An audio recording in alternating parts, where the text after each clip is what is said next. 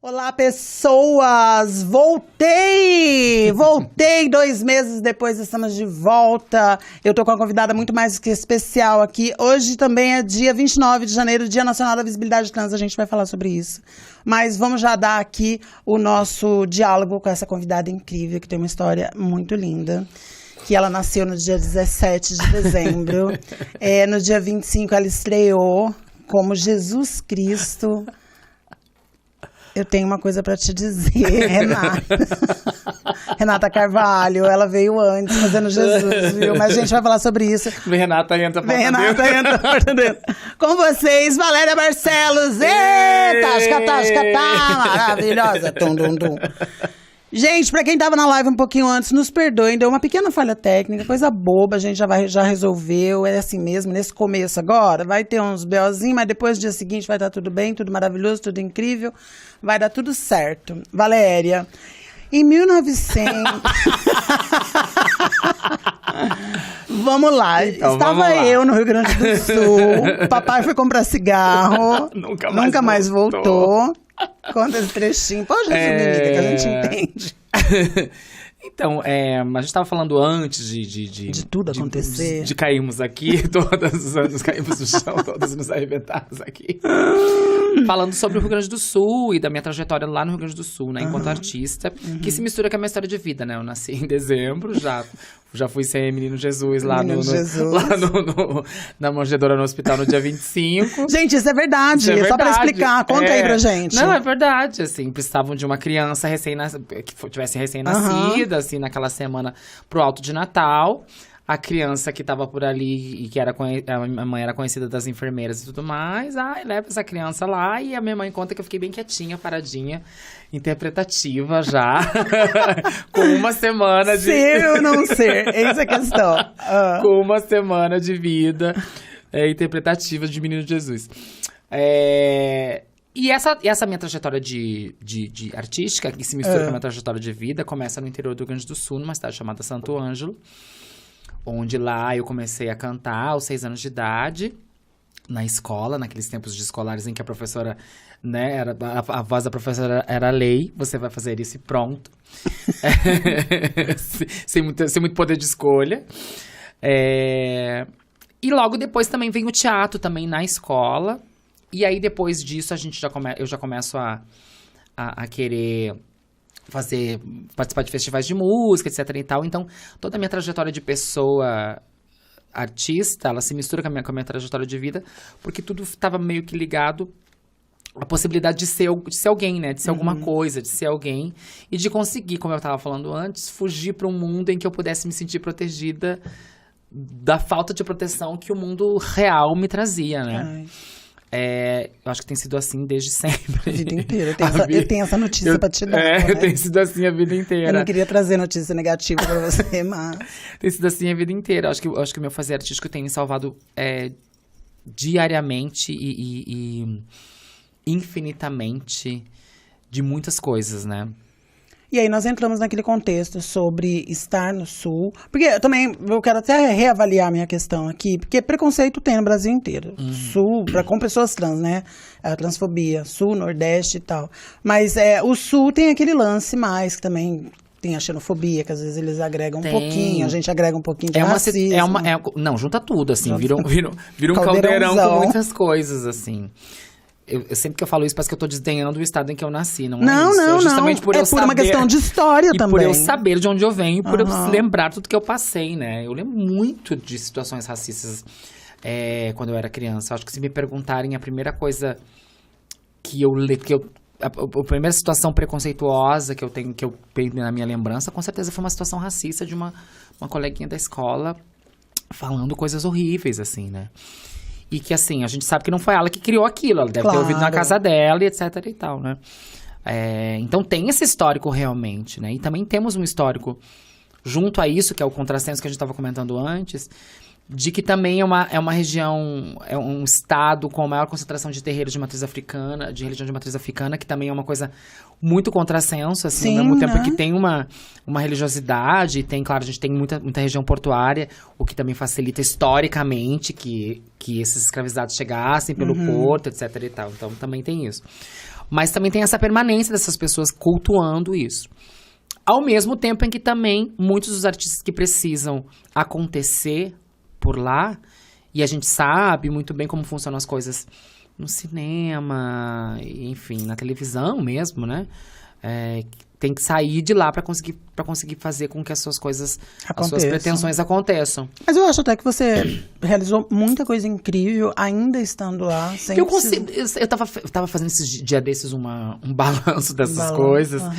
E tava pensando exatamente isso, assim, como foi doido, de uma certa forma, eu consegui furar tantas bolhas ao mesmo tempo, assim. Amor, você abriu, depois a gente vai falar sobre isso, o show da Katy Perry. Show da Katy Perry. Se você estivesse em São Paulo, isso talvez não tivesse acontecido, você entende? E assim, muitas coisas. Eu tava comentando sobre isso no domingo no show lá da Marcha Trans. Em Brasília, né? Em Brasília. Falando sobre isso, de como eu cansei, de uma certa forma, de ser a primeira... Cansei muito de ser a primeira, de fazer as coisas pela primeira vez, assim. Porque chega uma hora que a gente quer ver outras, né? A gente precisa ver outras. E ao mesmo tempo a gente precisa ser essa pessoa que abre esse caminho, né? O Rio Grande do Sul, quando eu saí do interior do estado e fui morar em Porto Alegre aos 25 anos, a minha pretensão, enquanto artista, era muito pequena. Porque eu já vinha de uma realidade que eu tinha tentado tantas vezes aquilo no interior, que eu não tinha sequer mais força, ânimo para que as coisas, para pensar que as coisas aconteceriam de uma certa forma, né? E chegar no Rio Grande do Sul aos 25 anos, e logo uma semana depois já comecei a cantar nesse bar que eu canto até hoje, quando volto para lá, que é o Venezianos Pub. Porque minha pretensão era ser uma vendedora de loja, assim, eu achava que era isso que eu ia conseguir fazer, e eu estava muito feliz já de conseguir fazer isso. Eu deixei realmente o interior do Rio Grande do Sul para poder viver o meu processo de transição de maneira mais plena, achando que Porto Alegre talvez achando que Porto Alegre talvez fosse um pouco mais benevolente. Tomei um choque de realidade quando eu cheguei, mas ainda assim consegui, de certa forma, entender que eu precisava fazer esse movimento, sabe? Que eu precisava fazer essa mudança radical de local, de lugar, para que eu pudesse mudar também na minha cabeça o lugar em que eu tinha sido colocada. Porque o lugar em que eu tinha sido colocada você não vai conseguir fazer mais do que isso. Seu lugar é aqui, você consegue fazer isso e pronto. Então eu tinha muito isso na minha cabeça o tempo inteiro. Foi quando eu fiz essa mudança de local do interior de Santo Ângelo para Porto Alegre que eu entendi, depois quando cheguei lá, que as coisas também não iam ser tão fáceis, mas que haveria uma possibilidade que aquele pensamento que eu estava atrelada, que eu estava atada, ele tinha que mudar, porque senão as coisas também não mudariam. Quem te acolheu em Porto Alegre? Ai, a cidade me acolheu muito lindamente, mas assim... foi pra casa de quem? Eu fui pra casa da minha tia, uma tia que morava em São Leopoldo, que é uma cidade lateral, assim, uma cidade vicinal. E ela foi uma pessoa, ela já faleceu, né? Foi uma pessoa muito incentivadora sempre, né? Muito incentivadora sempre, assim. De acolher a mim, depois acolheu amigos meus que foram morar lá. E foi a pessoa que, além de me incentivar e de me acolher, foi a pessoa que sempre esteve ali dizendo, vai sim, claro que vai acontecer sim. Mesmo quando tava tudo uma merda, ela dizia, não, mas tá bom, certo, vai dar certo, tá ótimo. Não, tia, você não entendeu, o teatro pegou fogo, imagina! Não, mas imagina, vai dar certo. Cinza. Vai que vai dar certo, vai ter outro, tem um monte de teatro pra tu. Legal, é bom isso. É bom, assim. E isso vem daquilo que a gente tava falando antes também, né? Da nossa necessidade, da nossa capacidade, eu não diria necessidade, da nossa capacidade que as pessoas negras têm de aquilombar-se, de unir-se, de dar as mãos de uma maneira real e de entender que a nossa única arma, a nossa única forma de sobreviver é a oralidade, né? Então, quando ela dizia pra mim, não, porque tu teve uma tia que era cantora lá não sei aonde, e ela fez isso e fez aquilo. Então, aquilo também era de uma certa, fortalecia muito, né? E a minha família, artisticamente falando, sempre teve muita movimentação de arte, coisas relacionadas à arte. Nunca teve alguém que cantasse, alguém que atuasse, alguma coisa assim. Eu acho que talvez eu fui a primeira desviante, literalmente, da família. E que também as pessoas acreditaram depois de um certo tempo, né? Nisso. Isso é muito importante. Sim, lógico. Que a gente seja acreditada naquilo que a gente quer. Porque é uma loucura a gente pensar que pode fazer alguma coisa. Antes de entrar na televisão, assim, eu fui fazer minha primeira novela aos 40 e poucos anos. Mas antes disso, A televisão era algo tão distante pra mim, mas tão distante que eu imaginava assim, por exemplo, quando eu era criança, eu imaginava que pra... Olha a cabeça dessa criança. Eu imaginava que pra servir na televisão a gente tinha que ter um poder que era dado por alguém. Ah, tipo mágica. Tipo mágica, e que a gente diminuía de tamanho pra servir lá dentro. Eu achava que era isso que fazia com que as pessoas... Mas era. Talvez fosse, não, talvez fosse. Hoje observando algumas colegas da emissora, eu vejo que a gente tem que se diminuir bastante. Eu amo isso. Eu quero a fofoca. Mas ao mesmo tempo tem gente que é enorme e serve em qualquer lugar, em qualquer lugar, tá vendo? A gente vai aprendendo. Mas e a sua mãe? Você falou da sua tia, mas você contato com a sua mãe? A minha mãe, quando eu fui morar em Porto Alegre, ela já tinha falecido. Ela faleceu em 2002. Eu fui morar em Porto Alegre em 2005. Então ela já tinha falecido. Ela chegou a pegar um pouco da minha transição de gênero, assim, física, né? Chegou a pegar um pouquinho, assim, ela era uma maravilhosa, ela era uma incentivadora. Lembro de uma história maravilhosa da minha mãe, que um dia eu tava muito envergonhada, assim, as primeiras reações, os primeiros encontros, enfim, com alguém, e eu tava ficando com um menino lá, e a minha mãe era muito jovial, assim, né? Ela não... Uma pessoa que a gente não dizia... Juntas, assim, não dava pra dizer muito que era minha mãe. Assim, pensava que era uma amiga, uma prima, alguma coisa. E aquele menino chegou perto da gente, a gente encontrou a gente na rua e começou a falar bandalheiras, assim. Começou a falar horrores, que eu vou... Não sei o que eu vou te pegar e fazer. E eu queria fazer com que ele parasse quieto. Vou te pegar, mas tipo, não, fazer coisa positiva? Coisa boa. Tá. E eu queria dizer pra ele fica quieto, que a minha mãe fica quieto, ele não ficava quieto, né? Porque ele achava que sua mãe era amiga, irmã. Aí, quando ele saiu, a minha mãe, eu falei, mãe, ela falou, não fala nada, eu já entendi. Ai, na frente da sua mãe. Na frente, não fala nada. Que constrangedor. Eu lembro também de uma vez que que um dia eu tava muito envergonhada, e eu perguntei assim pra ela, mãe, você sabe que eu amo a senhora, né? E assim, enfim, pode ser que daqui mais algum tempo, não sei quanto tempo, eu venha a ter alguém, um namorado, alguém assim, né? E eu ia querer que a senhora conhecesse essa pessoa e tal, e talvez trazer aqui em casa pra senhora conhecer, mas assim, um rodeio imenso, né? O que a senhora acha sobre isso? Minha mãe ficou quieta um tempo, aquele silêncio que parece que dura 2 horas. Foi 5 segundos, mas... Ela disse, bom... Primeiro eu ia querer saber o que ele tem financeiramente falando. Porque tirar minha filha daqui de dentro de casa pra passar necessidade. Foi fofo, vai. Foi lindo. Muito bonitinho. Ia querer saber quais são as intenções dele com a minha filha. É isso que eu ia querer saber. Ai, mãe, que linda. Que linda. Maravilhosa. E é muito bom esse acolhimento, né? Muito bom. Que te fortaleceu muito como pessoa. É claro que não foi assim o tempo inteiro, né? Lógico, mas daí tem o lance de ser mãe, ser filha. Sim. Que já tem uma coisa que ela me disse... E que é uma coisa que eu repito muito pra essa nova geração, que às vezes é tão debochada com a gente, às vezes elas são... acho. Nossa, às vezes elas são tão debochadas com a gente. Só a gente sabe o que... Não fica parecendo papo de velha, não, né? Não. Tipo assim, no meu tempo. Mas é isso, gente. Sorte dela, tomara que ela chegue na nossa idade. Eu lembro exatamente de um dia que a minha mãe falou assim pra mim, eu tenho muito medo que te machuque. Tenho muito medo que te machuque. E eu vim entender isso muito depois, quando eu tava morando em Porto Alegre, lá em agosto de, sei lá, 2000 e... Eu lembro do dia, que foi dia 30 de agosto, isso eu lembro. Quando eu fui esfaqueada na rua por um cidadão transfóbico que tava passando e etc e tal.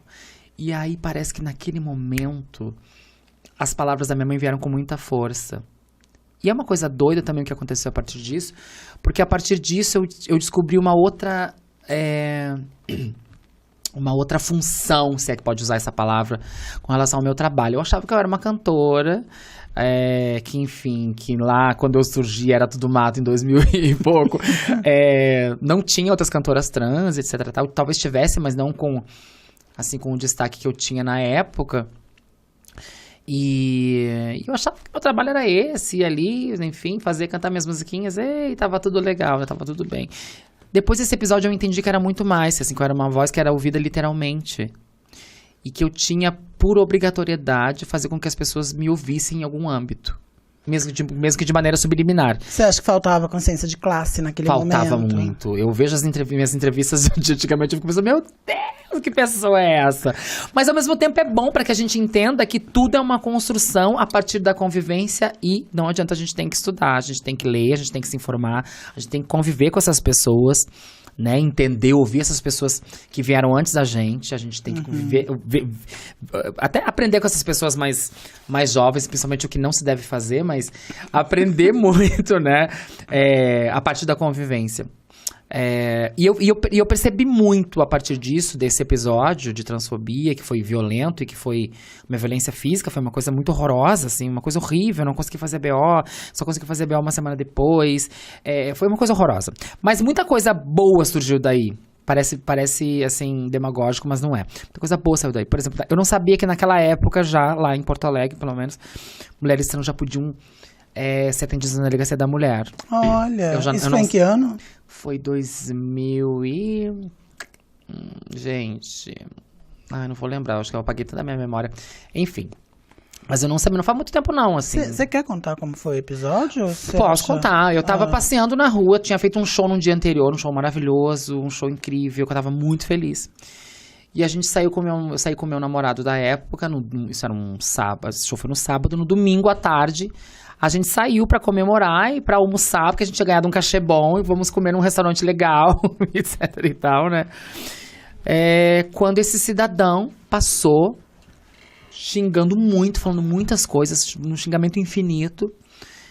E eu, calma como sou, né? Cheguei perto dele e disse, não, o que tá falando esse tipo de coisa? Então eu não percebi, ele tava com uma mochila, tirou uma chave de fenda e me esfaqueou pelas costas. Foi uma chave de fenda, caramba. Aí me perfurou, me cutucou e tudo mais, e etc e tal.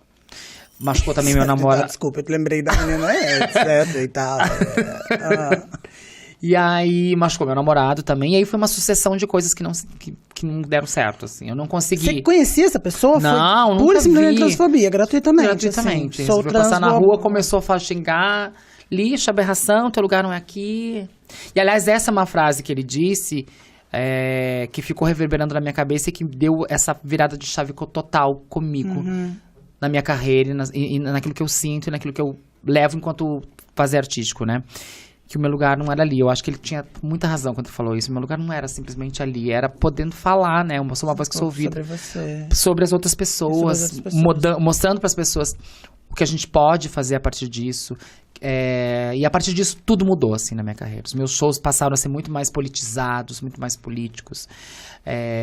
Sempre com uma mensagem subliminar de alguma coisa, soltando uma música que eu falava alguma coisa no final, falando sobre alguma coisa. Sempre a partir disso, meu trabalho mudou completamente. É que a arte em si, isso ao longo da história, não só para pessoas trans, mas ela sempre serviu disso. Basta ver na ditadura o quanto os cantores da época usavam a música para poder passar informações, a dramaturgia e tudo mais. Então, e aí eu entendi, na verdade, a partir desse episódio, que o quanto fazer artístico, aquilo que eu estava fazendo era uma mensagem subliminar, né? Uma mensagem que a gente...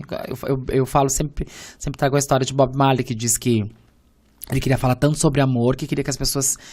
que a música dele chegasse nas pessoas como um vírus que ia entrar pelo ouvido e ia fazer com que as pessoas se modificassem por dentro. Eu acho que é exatamente isso que eu pensei quando ouvi essa frase dessa pessoa e tive esse estalar assim, na minha cabeça, do que eu poderia fazer a partir daquilo que eu estava fazendo já, né? Eu poderia fazer muito mais.